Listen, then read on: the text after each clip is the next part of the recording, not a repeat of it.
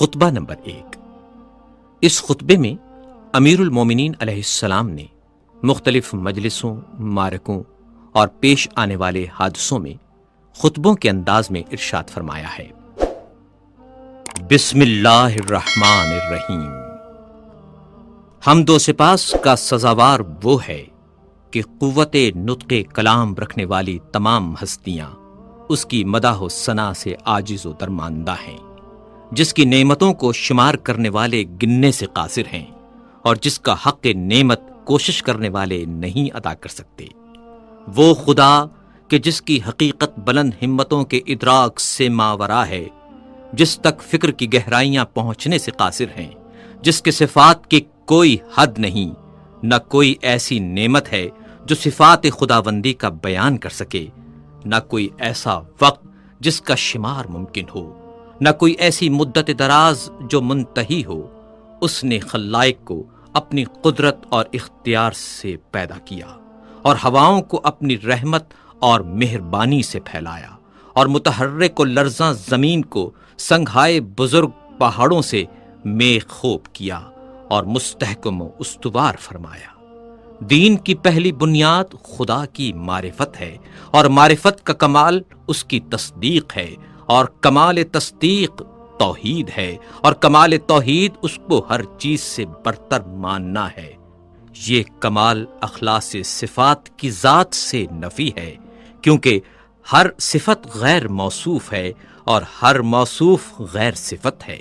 جس نے اس کی توصیف میں ذات کو صفت زائد سے ملایا، اس نے گویا ذات الہی میں دوئی پیدا کی، اور جس نے دوئی پیدا کی اس نے گویا اس کی ذات میں تقسیم مانی، اور جس نے ذات الہی میں تقسیم مانی وہ نادان ہے، اور جس نے نادانی کی اس نے خدا کی طرف اشارہ کیا، اور جس نے اشارہ کیا اس نے اسے محدود کر دیا، اور جس نے یہ پوچھا کہ خدا کس چیز میں ہے اس نے گویا کسی چیز کے ضمن میں اسے قرار دیا، اور جس نے سوال کیا کہ وہ کس چیز پر ہے تو اس نے دوسرے مقام کو اس سے خالی تسلیم کر لیا۔ خداوند تعالی ہمیشہ سے موجود ہے مگر حادث اور نوپید نہیں۔ وہ موجود ہے مگر اس کی ہستی عدم و نیستی کے بعد نہیں۔ وہ ہر چیز کے ساتھ ہے لیکن بطور ہمسر نہیں۔ وہ ہر چیز سے الگ ہے لیکن اس سے کنارہ کش نہیں۔ وہ ہر چیز کا فاعل ہے لیکن اس کا فعل حرکات اور آلات کا نتیجہ نہیں۔ وہ بصیر ہے، جب اس کی مخلوق نہ تھی وہ منفرد ہے، کیونکہ اس کا کوئی ایسا ساتھی نہیں جس سے وہ اپنا جی بہلائے اور جس کے نہ ہونے سے اسے الجھن ہو۔ اس نے دنیا کو پیدا کیا اور پہلے پہل بنایا، بغیر اس کے کہ فکر کو کام میں لاتا یا تجربے سے فائدہ اٹھاتا، اور نہ اپنے نفس میں کوئی حرکت پیدا کی، نہ پہلے سے کوئی اہتمام کیا کہ جس کے لیے بے چین ہوا ہو۔ وہ چیزوں کو ٹھیک وقت پر عدم و نیستی سے وجود کی طرف لایا، اور گوناگوں چیزوں میں موافقت اور سازگاری پیدا کی، اور ہر چیز کو اس کی طبیعت اور مزاج عطا کیا، اور ان طباع کے لیے شکل و صورت معین کی۔ وہ ان کی ابتدا اور آغاز سے پہلے ان سے واقف تھا۔ اس کا علم ان کے حدود اور انتہا کو محیط تھا، ان کی حالت اور پوشیدہ کیفیت سے آشنا تھا۔ پھر خدائے بزرگ و برتر نے زمین و آسمان کے درمیان اور جوا، فضا و اطراف اور شگوفوں میں شگاف اور آسمان سے دھلی ہوئی ہوا پیدا کی۔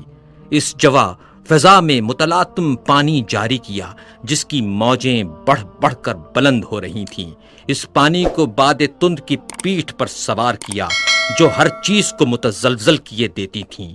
ہوا کو حکم دیا کہ وہ پانی کو گرنے سے روکے اور اسے پانی کے زور پر مسلط کر دیا، اور اسی ہوا سے پانی کی حد بندی کر دی۔ ہوا کا دامن دور تک پھیلایا تھا اور پانی اس کے اوپر اچھل رہا تھا۔ پھر خدا نے ایک ایسی ہوا چلائی جو خشک تھی اور اسے پانی کے ساتھ ساتھ کر دیا۔ اس کی رفتار بہت تیز تھی۔ خدا نے ہوا کو حکم دیا کہ اس پانی کو حرکت دیتی رہے اور موجوں کو ابھار کر اوپر کی طرف پھینک دے۔ ہوا نے اس پانی کو اس طرح متھا جیسے مشک میں دودھ متھا جاتا ہے، اور یوں یہ پانی کے نچلے حصے کو اوپر کی طرف پلٹانے لگی اور ساکن کو متحرک سے ملانے لگی، یہاں تک کہ پانی کی چوٹی بلند ہو گئی اور تہ بتہ پانی پر پھبن اٹھایا، اور پھر اس پانی کو شگاف دی ہوئی اور کشادہ فضا میں بلند کیا، جس سے 7 آسمان بنائے، آسمان زیریں کو ایک جمی ہوئی اور رکی ہوئی موج قرار دیا، اور آسمان بالا کو ایک محفوظ چھت اور بنائے مرفوع بنا دیا، آسمان کو بغیر کسی ستون کے روکے اور بغیر میخ کے اپنی جگہ پر قائم رکھا۔ پھر خدائے بزرگ و برتر نے اس آسمان کو چمکتے ہوئے ستاروں اور دمکتے ہوئے تاروں سے مزین کیا، اور اس میں چراغ نور افشاں یعنی خورشید و ماہ درخشاں کو رواں دواں کیا۔ یہ ساری چیزیں گھومتے ہوئے آسمان، رواں دواں چھت اور لوح متحرک میں تھیں۔ پھر خدا نے بلند آسمانوں کے بیچ میں شگاف دیا اور ان خلاؤں کو فرشتوں کی مختلف قسموں سے پر کر دیا۔ ان فرشتوں میں کچھ حالت سجدہ میں ہیں، رکوع نہیں کرتے، کچھ مصروف رکوع ہیں اور کھڑے نہیں ہوتے۔ ان میں ایک گروہ صف بستہ کھڑا ہے جو اپنی جگہ سے ہلتا تک نہیں۔ کچھ وہ فرشتے ہیں کہ تسبیح خوانی میں مصروف ہیں مگر ذرا نہیں تھکتے۔ یہ تمام ملائکہ ایسی غیر مادی ہستیاں ہیں کہ ان پر آنکھوں کی نہ نیند چھاتی ہے، نہ عقلوں کی بھول چوک کا غلبہ ہوتا ہے، نہ بدنوں کی سستی طاری ہوتی ہے، نہ بھول چوک کی غفلت کا اثر طاری ہوتا ہے۔ انہی فرشتوں میں ایک قسم کے وہ ہیں جو خداوند متعال کی وحی کے امین ہیں، اس کے پیغمبروں اور رسولوں کے پاس پیامبر بن کر اور احکام و فرامین الہی لے کر آتے جاتے ہیں۔ انہی میں ایک قسم ان فرشتوں کی بھی ہے جو اس کے بندوں کے نگہبان اور اس کی جنتوں کے دربان ہیں۔ ان میں بعض ایسے فرشتے ہیں کہ جن کے قدم زمین کے طبقات زیریں میں گڑے ہوئے اور گردنیں بلند و بالا آسمان سے نکلی ہوئی، اور ان کے اجسام اطراف عالم سے نکلے ہوئے ہیں، اور عرش الہی کے پیالے سے ان کے کاندھے ملے ہوئے ہیں، اور ہیبت و عظمت انوار الہی سے ان کی نگاہیں جھکی ہوئی ہیں، اور عرش کے نیچے وہ اپنے پروں میں لپٹے کھڑے ہیں۔ ان کے اور دوسرے ملائکہ کے درمیان حجاب ہائے عزت و پردہ ہائے قدرت پڑے ہوئے ہیں۔ یہ فرشتے اپنے رب کا تصور صورت کشی سے نہیں کرتے، نہ اوصاف خلائق کو اس کے اوپر جاری منطبق کرتے ہیں، نہ اسے کسی مکان میں محدود کرتے ہیں، نہ امثال و نظائر سے اس کی طرف اشارہ کرتے ہیں۔ امیر المومنین علیہ السلام نے تخلیق آدم کے متعلق خطبہ دیتے ہوئے ارشاد فرمایا، پھر جب خداوند متعال آسمان و زمین، خورشید و ماہ و سیارگان پیدا کر چکا، اس نے جائے سنگ لاخ و ہموار زمین، شور اور ارض خاکی سے جو قابل کاشت تھی پارائے خاکی اکٹھا کیا، اس کو پانی میں سانا تاکہ وہ خالص اور پاکیزہ ہو جائے، پھر اسے تری سے گوندھا یہاں تک کہ زمین کے عناصر ایک دوسرے میں پیوست ہو گئے۔ اس سے خدا نے ایک صورت پیدا کی، اس میں کچھ ٹیڑھی ہڈیاں تھیں، اعضا تھے، جوڑ تھے، پٹھے تھے۔ اسے ایک خاص مدت اور مخصوص وقت تک اسی طرح رکھا، یہاں تک کہ وہ سوکھ کر خشک ہو گئی اور سخت ہو کر کھنکھناہٹ دینے کے قابل ہو گئی۔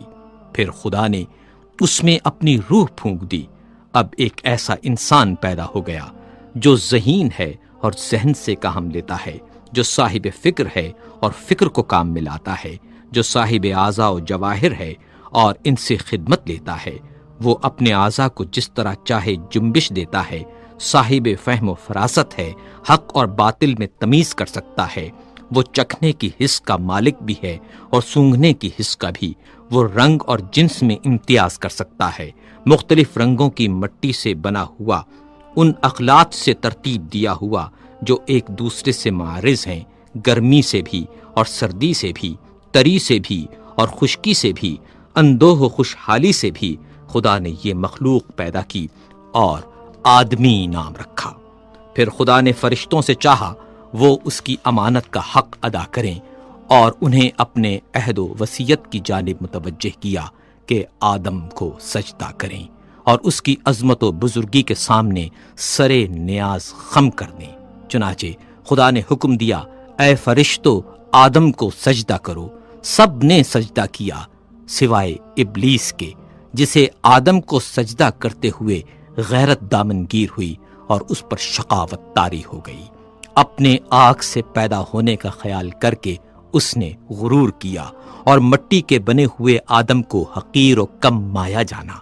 اللہ نے اس کو مہلت عطا فرمائی کہ غضب الہی کا وہ مستحق ہو جائے اور بدبختی پورے طور پر تمام ہو جائے اور وعدہ پورا ہو کر رہے۔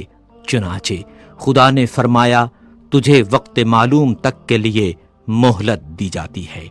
پھر خدا نے آدم کو ایسے مکان میں رکھا جس میں زندگی کی ہر آسائش مہیا تھی، اور یہاں وہ بڑی عافیت اور امن سے تھا۔ نیز شیطان اور اس کی دشمنی سے ہوشیار اور چوکنا رہنے کی تاکید بھی کی، لیکن آخر کار شیطان نے آدم کو دھوکہ دے ہی دیا، اس بات سے جل کر کہ وہ جنت میں ابرار کی مرافقت سے بہرور ہو رہا ہے۔ چنانچہ آدم نے یقین کا شک سے اور عزمیت کا کمزوری سے سودا کر لیا، اور مسرت کو خوف سے اور فریب خردگی کو شرمندگی سے بدل ڈالا۔ پھر اللہ سبحانہ و تعالی نے اس کی توبہ قبول کر لی اور اپنے کلمہ رحمت سے اسے نوازا، اس سے جنت میں پھر بلا لینے کا وعدہ کیا، پھر اسے دار البلا میں اتارا جو تولد و تناسل کی دنیا ہے۔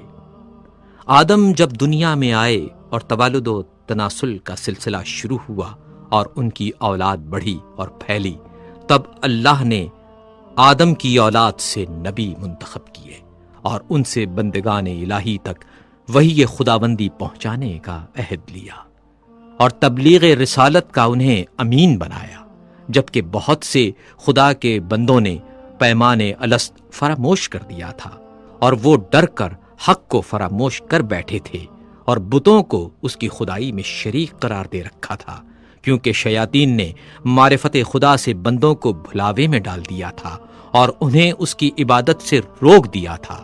پس خدا نے ان میں لگاتار رسولوں کو بھیجا تاکہ وہ خدا کے بندوں سے عہد الست کا حق ادا کرائیں اور اس کی فراموش کردہ نعمتوں کو یاد دلائیں اور تبلیغ کر کے محبت قائم کریں، اور ان عقلوں میں جو وہم اور شک کے گرد و غبار میں دفن ہو گئی ہیں پھر سے ابھار دیں اور چمکا دیں، اور وہ نشانیاں جو سروں پر چھائے ہوئے آسمانوں میں ہیں انہیں دکھائیں، اور جو فرش زمین میں ہیں انہیں سمجھائیں، اور انہیں بتائیں کہ کیونکہ اچھی باتوں سے زندگی اچھی بنتی ہے، اور مہلت کیونکہ انہیں فنا کے گھاٹ اتار دیتی ہے، کیونکہ رنج و غم کی کثرت انہیں بوڑھا بنا دیتی ہے، اور کیونکہ آفات و حوادث کا تو اثر ہوتا رہتا ہے۔ خدا نے اپنی مخلوق کو کسی نبی، مرسل یا نازل شدہ کتاب یا حجت لازمہ یا راہ روشن کے بغیر نہیں چھوڑا۔ وہ رسول کہ جن کے ہاں تعداد کی کمی تبلیغ رسالت میں کوتاہی کی موجب نہیں ہوتی، اور نہ جھٹلانے والوں کی کثرت انہیں کچھ نقصان پہنچاتی ہے۔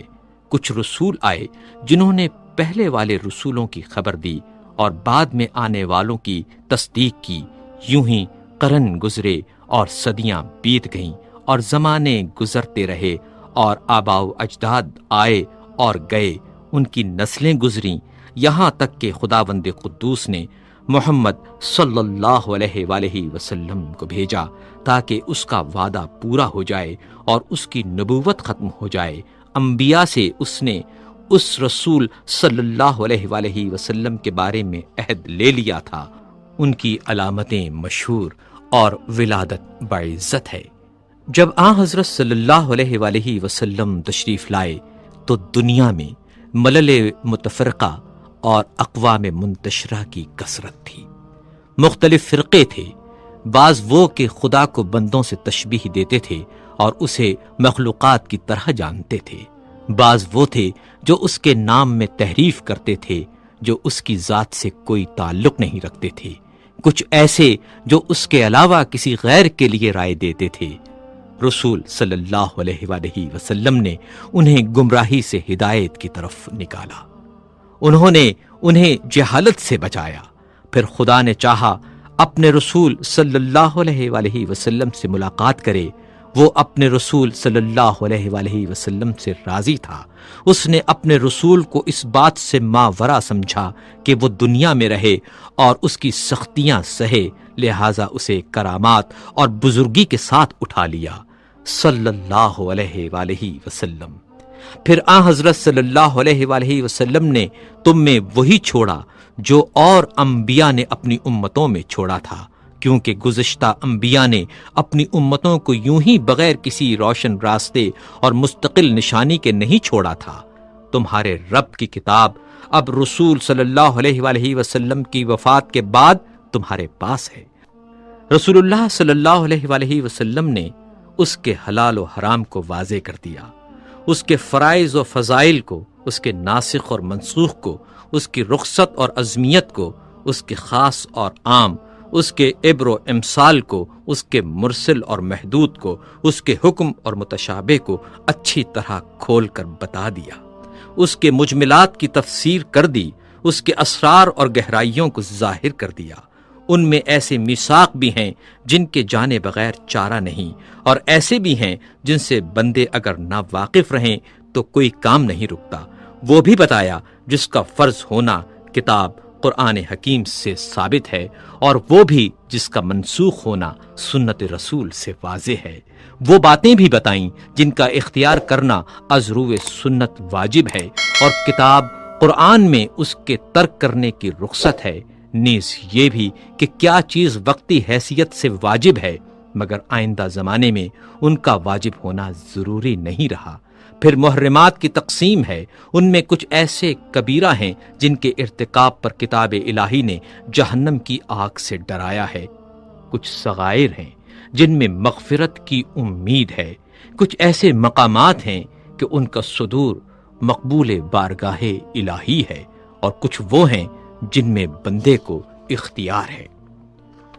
امیر المومنین علیہ السلام نے پہلے خطبے میں حج کا ذکر کرتے ہوئے ارشاد فرمایا، خدا نے تم پر اپنے گھر کعبے کا حج فرض کر دیا ہے، وہ گھر جسے دنیا بھر کے لیے قبلہ بنایا ہے۔ اس کی طرف لوگ یوں لپکتے ہیں جس طرح چوپائے گھاٹ پر ٹوٹ پڑیں، اور اس طرح شوق سے یہاں ٹوٹ کر آتے ہیں جیسے کبوتروں کی ٹکڑی۔ اس حج کو اس نے اپنی جلالت کے سامنے بندوں کی فروتنی کی پہچان قرار دیا ہے۔ اس نے اپنی مخلوق سے ان لوگوں کو چن لیا ہے جو اس کی آواز سنتے ہیں، جو اس کی دعوت پر لبیک کہتے ہیں، جو اس کے قول کی تصدیق کرتے ہیں، اور اس کے نبیوں کے مقامات پر کھڑے ہو کر ایسے دکھائی دیتے ہیں جیسے وہ ملائکہ جو عرش الہی کے طواف میں مصروف رہتے ہیں۔ یہ لوگ عبادت کے بازار سے خوب نفع کماتے ہیں اور جمع کرتے ہیں، اور اس کے وعدہ مغفرت کی طرف جلد جلد تیزی سے قدم بڑھا رہے ہیں۔ اس گھر کو خدا نے اسلام کی نشانی قرار دیا ہے، یہ پناہ لینے والوں کے لیے جائے پناہ ہے۔ اس نے حج کو فرض قرار دیا ہے اور اس کے حق کو واجب گردانا ہے، اور اس کی زیارت تم پر لازم کر دی ہے۔